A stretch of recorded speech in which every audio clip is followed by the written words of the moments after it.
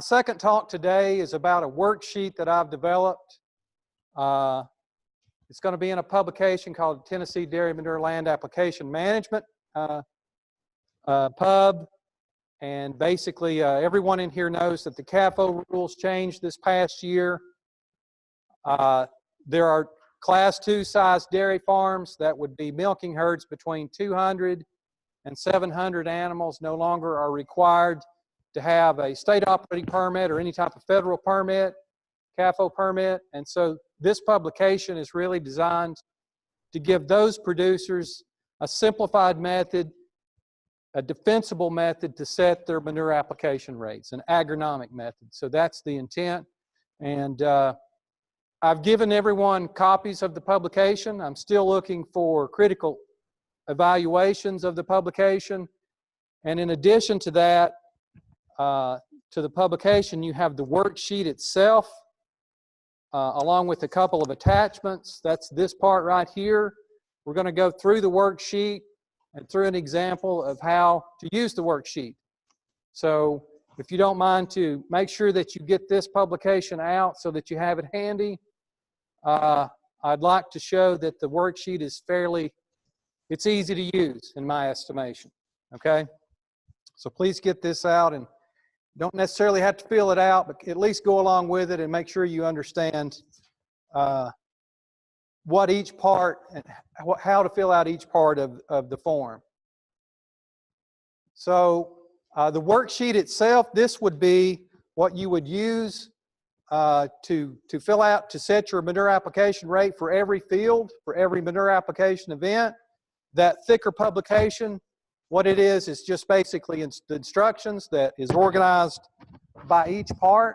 And in addition to the instructions, there's also all of the information that you need resident in that publication to fill this out. So for example, I have a condensed table of every one of UT Extension's research-based and peer-reviewed nutrient recommendation rates. All of them are in one table, as well as some other things like how often to collect your soil samples and some other factors that we'll use in different parts of the worksheet. So you don't need anything outside of that publication to use this worksheet. And the intent is that you learn how to use the worksheet, and then eventually you'll just use the publication itself just for reference material. It is designed for two principal goals. The first is to give you, as a Class 2 producer, a defensible method of setting your manure application rate.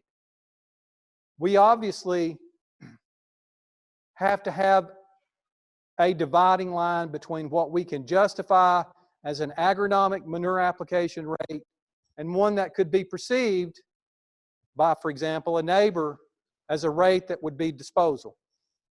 Everybody recognizes that, right? We have to have a dividing line between what we can justify in a manure application rate that's agronomic and one that would go beyond what is agronomic. So in addition to that, obviously the worksheet is designed to maximize the manure value. So we want to squeeze everything that we can. We want to make the most efficient use that we can out of the manure nutrients. This worksheet is very similar to the one that I've already published for poultry producers. In both of these cases, for this publication and for the poultry manure application publication, it's designed basically to meet EPA federal CAFO rules. So in my opinion, you can use these two sheets of paper and you can meet the level of rigor that EPA calls for in setting your manure application rates. Now obviously you've got record keeping and other things that go along with manure management that you need to do other than this, but when it comes to setting your manure application rates, this is, in my opinion, all that you need. I'm going to go over through the years some of the complaints that I've gotten about CNMPs and permit nutrient management plans. None of this applies to Angela's plans, of course. Hers are always really good. But these are complaints that I've gotten, and I'm going to compare the complaints that I've gotten to the worksheet. The nutrient management plan's expensive, $6,000, $8,000, maybe more. This worksheet is free. It doesn't cost you anything. The nutrient management plan dictates to you what your manure application rates are as a function of your soil test and your manure test that vary over time. So at some point, your nutrient management plan is going to need to be updated, typically after a year. When you get a new manure analysis with this, you use it when you need it. In my opinion, the CNMP, a nutrient management plan in the past, has obscured the manure nutrient management process. This makes it explicit for you to do the calculations yourself so that you can understand exactly how manure application rates are set. It takes the mystery out of it. Nutrient management plans are sometimes hundreds of pages long. At least the majority that I've seen exceed 100 pages for dairy producers. This sheet, this is one front and back to set a manure application rate. The CNMP is rigid. If you decide that you want to change a crop in the field, obviously that change is going to require you to recalculate your manure nutrient application rate, right? So in that sense, the nutrient management plan is rigid. You're going to have to go back to your technical service provider, and that's fine if you like doing that. But some producers, I believe, would rather have control over that process. They want it to be more flexible. So you could take and use this sheet all the way up to the time that you plant. So it gives you flexibility in how you're going to manage your crop. This is good and bad here. The CNMP and the nutrient management plan is good, and that tells you what to do. It makes it easy as long as you can find what you need in that 100-page document. It tells you what to do, and that's valuable. But in some cases, I think producers would rather decide what to do, decide how to manage. So if they decide on this particular field, I'm not going to haul solid manure to that this year, then you've got the flexibility to change it and use this worksheet to set a new manure application rate. Obviously, for those farms that have permits, your nutrient management plan, this is not replacing that. Your permit requires that you follow the nutrient management plan, and I don't want you all to think otherwise. You have to follow your nutrient management plan if you have a CAFO permit. This worksheet is voluntary. I think it's in your best interest to use it.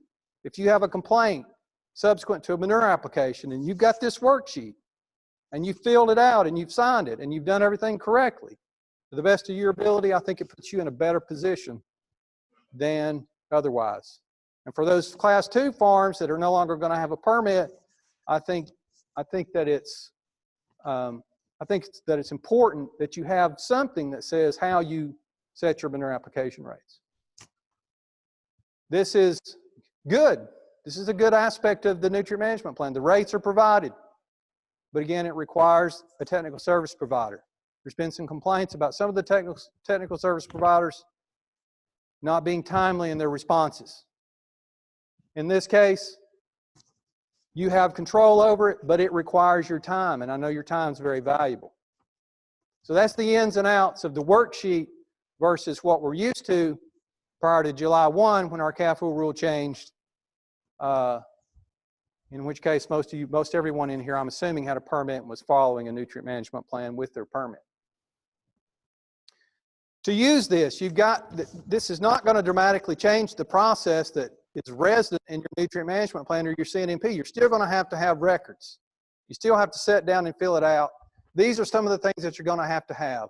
You can't defend a manure application rate as agronomic if you don't have a soil test, if you don't have a manure analysis, if you don't have field crop history and yield data, manure application records, and you have to know what the area of the field is because that tells you what your maximum application rate in total, 1,000 gallons or tons, that needs to go on that field. So these are some of the information. This is some of the information that you're going to have to fill the worksheet out.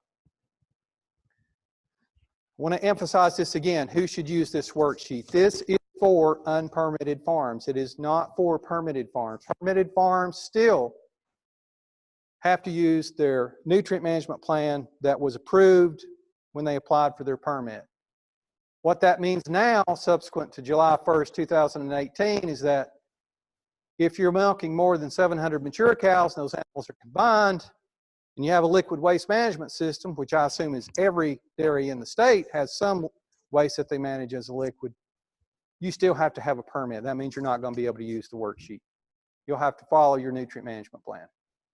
Now, there's some question about whether or not we can take this simplified process and move it into the nutrient management planning process that's currently being used in MMP. And could we substitute the worksheet basically for a nutrient management plan? So that's for you all to decide. Today what we're going to do is we're going to go through an example of the worksheet, and I'm going to help you try to understand how you fill it out, and then you can judge for yourself whether or not the worksheet is simple enough to use and the instructions are clear. And it's worth your time. And your time, I know, is very valuable. Worth your time to use this worksheet as opposed to a nutrient management plan. You cannot manage manure agronomically if you don't have soil tests. You must have a soil test to manage manure agronomically. We have to have a measurement of field phosphorus and potassium. And that's all this first part is just taking the results from your soil test, obviously indicating your farm and which field you're applying it to, and this needs to be filled out for each field. You need to list the year for the soil test and then the result, our calibration, UT Extension's calibration level for phosphorus and potassium. You need to collect representative samples, and I advise that you collect those at an area frequency of what we normally recommend, which is every 10 acres, so that you can manage your soil pH properly. But for the purposes of this worksheet, you can use an average soil test for a field up to 100 acres. So in other words, we're not going to try to divvy up the field in 10-acre increments and try to manage the manure over those 10-acre increments. That would be silly. So we're not going to do that. We're going to use a field average for the soil test. So if you flip to the second page, you're going to see a soil test report for one of our farms, our dairy farm in Blount County.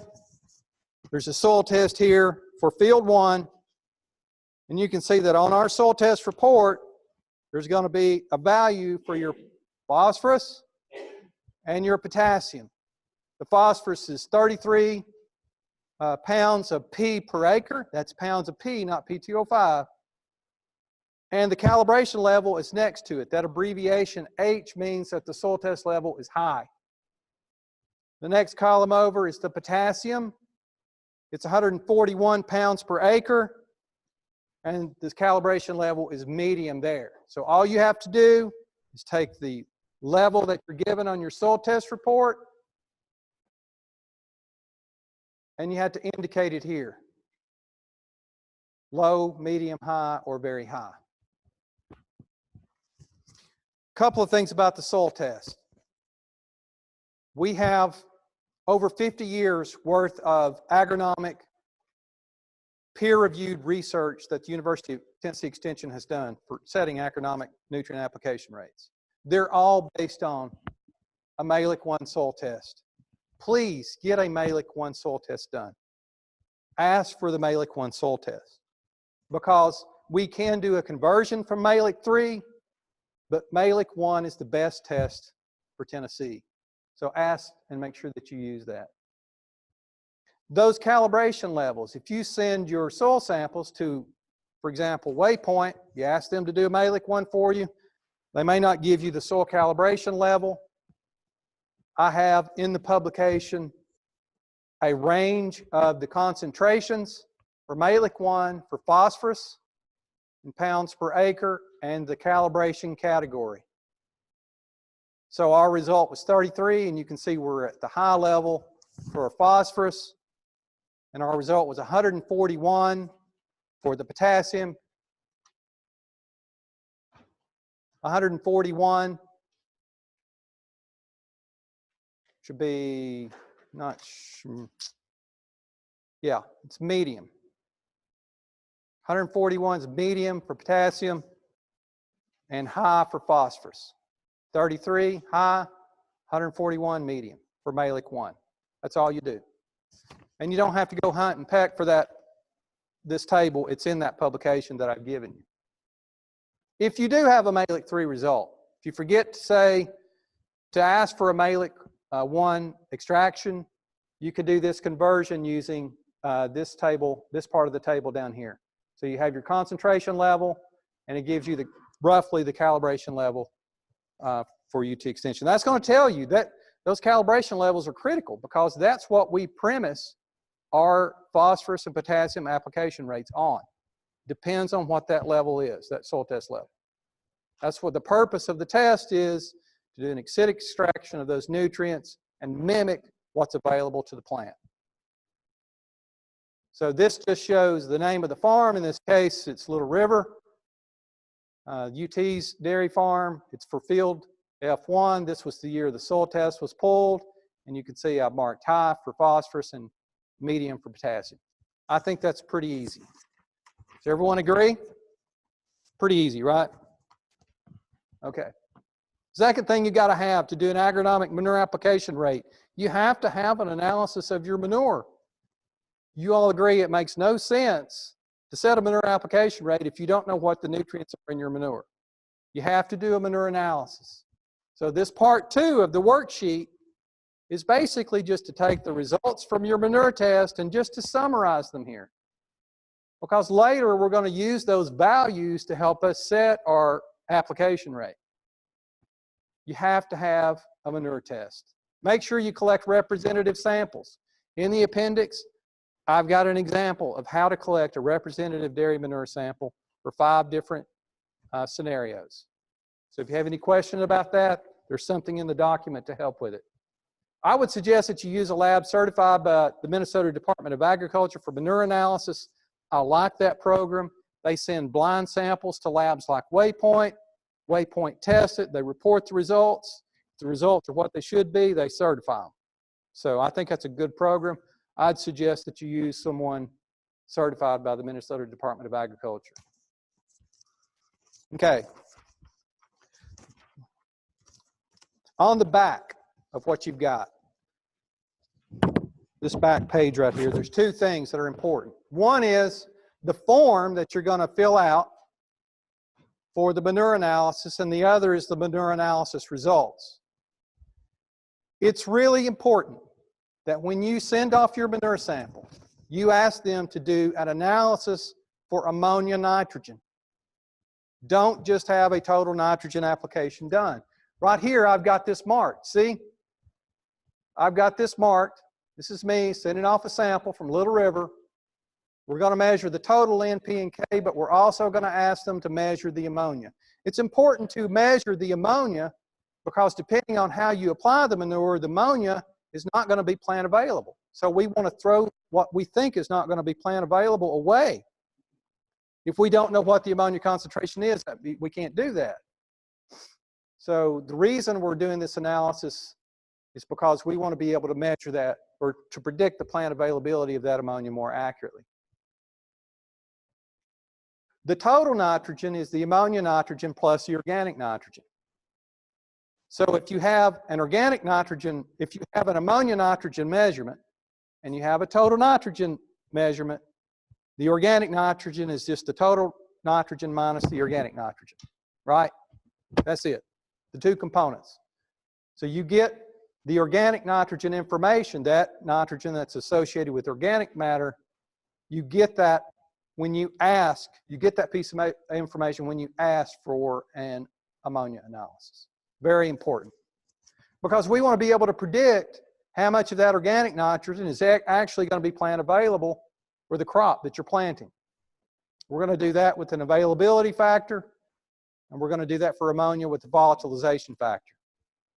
The other thing to be aware of, ammonia nitrogen has no residual. If your crop does not use it, when you apply your manure in that crop season, it's gone. It's not available. You can't carry any of it over. That's not true for the organic nitrogen. Organic compounds are slowly broken down in the soil, and the nitrogen that is a component of those organic compounds is released and then becomes plant available. There's some of that nitrogen that's going to be available for your current crop, but there's also a residual there that's going to carry forward for at least a year or 2 years. And we want to predict what that is to minimize your cost for production. That's the other reason to measure the ammonia nitrogen. Again, you're going to always get the total nitrogen. If you ask to measure the ammonia nitrogen, you can calculate this as the difference between these two. Total minus ammonia equals organic. We lost anybody on that? Am I good, Milton? Just tell me. Do you get, am I good? Okay. Measure the ammonia nitrogen. The organic nitrogen is the difference between the total and the ammonia. Now, here's the results beside it. Beside that form for your manure analysis, you have the results from the University of Arkansas in this case. And you're going to be looking through your results, looking for what your as-is manure analysis is. And this analysis right here is why you always do a manure analysis, because there's tremendous variability in manure nutrient content from farm to farm. And there's also tremendous variability between the amount of organic nitrogen and ammonia nitrogen that's in manure. You want to measure it because it gives you a much better idea of what you're actually putting down for the crop. In this case, we have solid manure that has a total nitrogen concentration of 54.6 pounds of nitrogen per ton, as is, and ammonia concentration that's very low. This is really unusually low. 0.4 pounds per ton, basically none. This happens. There's some times when you just get odd results with the manure analysis. If you have your manure analysis, you know that in this case, for this manure, for whatever reason, I don't have as much ammonia nitrogen as I would predict if I was using a book value. The organic nitrogen, again, is the total nitrogen minus the organic nitrogen. It's basically 54 pounds a ton. So now that you have your analysis, and you've done both an ammonia analysis and a total nitrogen analysis, you have to be able to predict how much of that ammonia and how much of that organic nitrogen is going to be crop available. It's really simple to do that. You just take your ammonia nitrogen and you multiply it by your volatilization factor. If you surface apply your manure, the majority of that ammonia nitrogen will be lost to the atmosphere and will not be plant available. So we correct that with the volatilization factor, in this case of 0.25. 25% of it, roughly, is going to be available for your crop. If you subsurface inject it, it's basically 100% available. So the method with which you apply the manure has a tremendous impact on the amount of the ammonia nitrogen that's going to become plant available. Now, in some cases, you're going to have ammonia concentrations that are half what your organic nitrogen concentrations are. And so that makes a big difference on your manure application rate, this correction. In this case, we don't have much ammonia nitrogen, so we're just basically going to call it 0. For the organic nitrogen, you have to multiply it by what we call an availability factor. How much of that organic nitrogen do we think is going to be released when that organic matter is degraded in the soil? We're going to use 30% for any dairy manure, solid or liquid, so long as it's not composted in a pack barn, for example. So we're going to take our value, 54 pounds a ton, and we're going to multiply it by 0.3. For our crop that we're planting, we're going to get 16 pounds of nitrogen available out of it. So all of this is part of this second part of the worksheet. This is the source of the manure, the year it was sampled. This is the form of the manure. It was tons because it was solid manure. This is the amount of phosphorus that was in it, as is, 3.8 pounds of P2O5 per ton, 4.2 pounds of K2O per unit per ton. The ammonia was 0.4, and the organic nitrogen was 54. We have our values that we picked from our table. For ammonia volatilization, that depends on how you apply the manure. For the organic nitrogen availability factor, it depends on whether it's composted or not. You multiply this times this, and this times this, and you add them together, okay? This calculation's got to be done. This is about as simple as we can make it. And I think that most producers will be able to do this just fine, but if I'm wrong, tell me.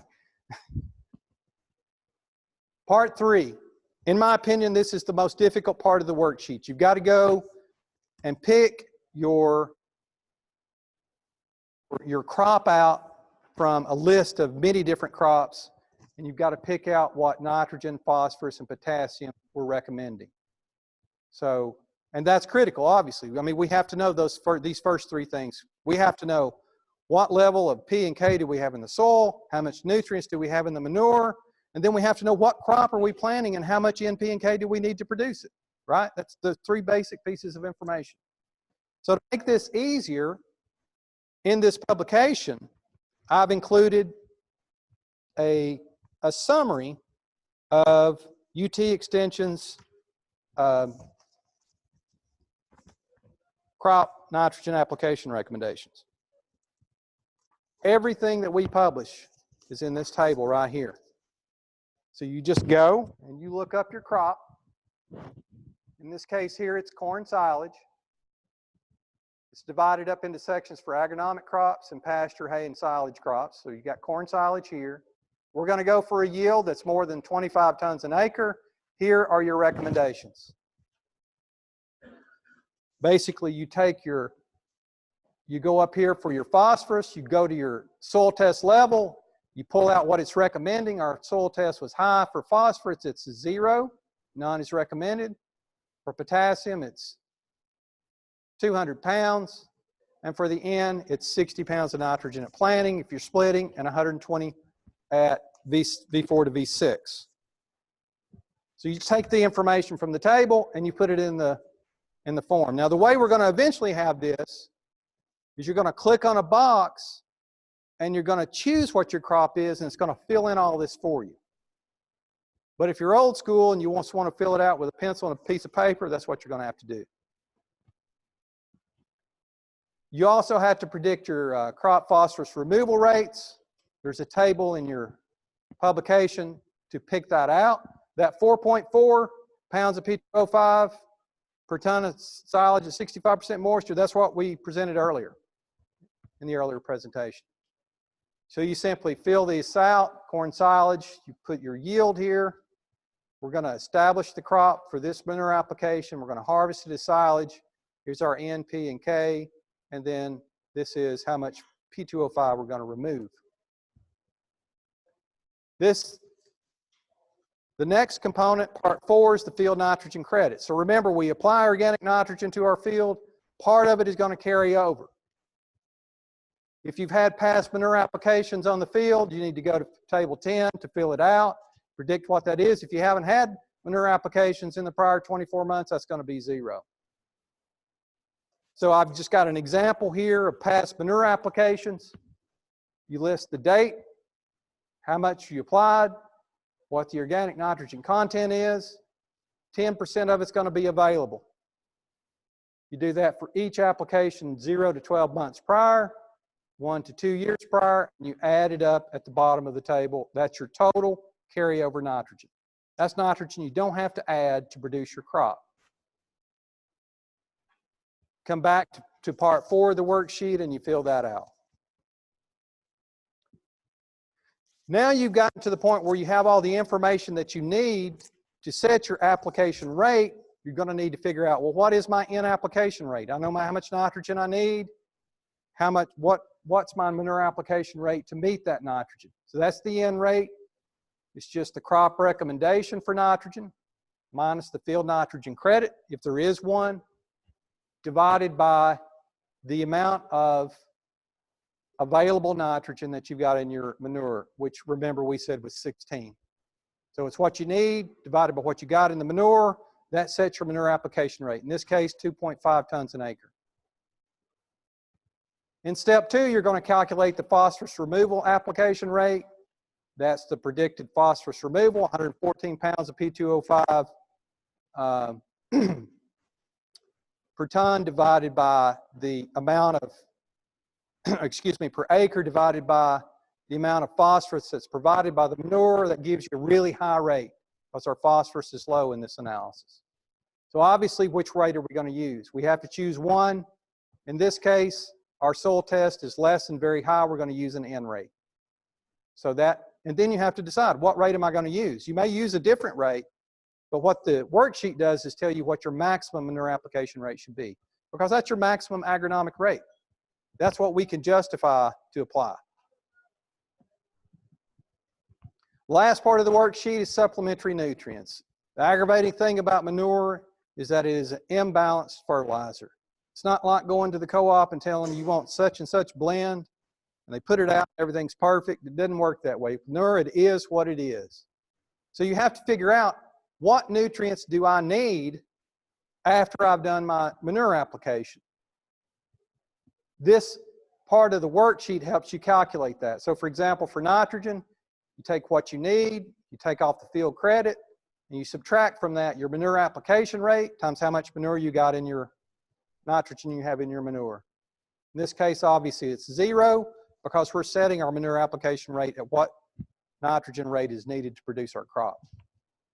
For phosphorus, we don't need any, because we obviously, our soil test says that we have sufficient levels to produce our crop.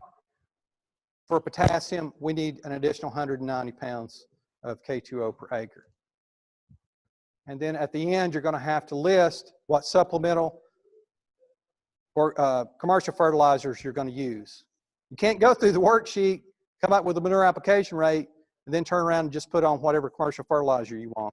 I mean, if you want to do it agronomically, you have to put on only what you need. So that's where you're going to acknowledge that. The last and most important part of the worksheet, if you flip to the back of the 2-page handout that I gave you, this is really critical. There's some management practices that you should always follow when applying manure. This page is just a summary of what those are. They come straight out of EPA's CAFO rule, okay? You've set your application rate. Obviously, you want to set your equipment to apply that rate. Don't just tell your worker to go out and put manure on, tell him what to set the gate at and what speed to drive to set on the rate that you've calculated. The timing of your application. You need to be applying manure nutrients when the crop needs the nutrients. If you don't, those nutrients are going to be lost to the environment. So what I'm recommending here is that you put your manure on within 4 weeks of planting, or a target date that's in the appendix table for our nutrient recommendations. Field conditions, don't apply manure to frozen, snow-covered, or wet ground, or steep ground. That's a given. And then the forecast, don't apply manure immediately before when it's going to rain. Okay, next, setbacks. This comes straight out of the federal rule. When you're applying manure, you need to set back from sensitive areas like streams. The recommendation is 100 feet if that stream is not protected by a buffer. Think NRCS grassed buffer, something that's maintained, that's planted parallel to the, perpendicular to the slope of the field, that will catch runoff and prevent manure from being lost from the field during runoff. So it's 100 feet. If you have downstream, down gradient surface waters, ditches or sinkholes, wells or open tile inlets, it's 100 feet from those with no buffer, and it's 35 feet with the buffer. Finally, you need to know what your spreadable acre is. Go to FSA, ask for a printout of a photograph of the farm that shows that field. It will tell you what the field acreage is. Subtract off those setbacks, and that gives you some idea of what the spreadable acres is. And in that case, you're going to take, for this field 1 at Little River, it's 46 acres. You're going to take your application rate, multiply it by the size of the field, and that's going to tell you 115 tons. I need to put 115 tons on this field, no more. Maybe I run out before I get to 115 tons, but I can't put more than 115 tons on it. Sign it and date it, and then keep it. It's an important record-keeping document. So if you have a neighbor that complains, you've got something that shows that you've gone through a process to agronomically set your manure application rate. So future changes, I just want to briefly, I know I'm running over. We're going to publish this eventually. I'm inviting everyone here take this publication home, review it, call me, email me, write me, tell me what you like and don't like about it.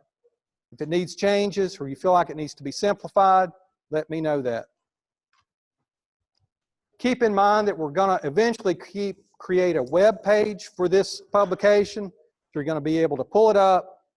Most of this stuff is going to be filled in for you once you click, for example, your crop, and all the calculations we showed, once you put in your information, are going to be automatic.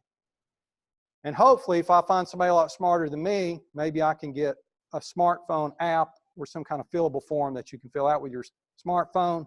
And I think the ideal thing would be to have that automatically emailed to you once you were finished. So you'd have a record, not of a piece of paper that you got to keep up with, but something in your inbox that you won't lose. That's it. Any questions, please?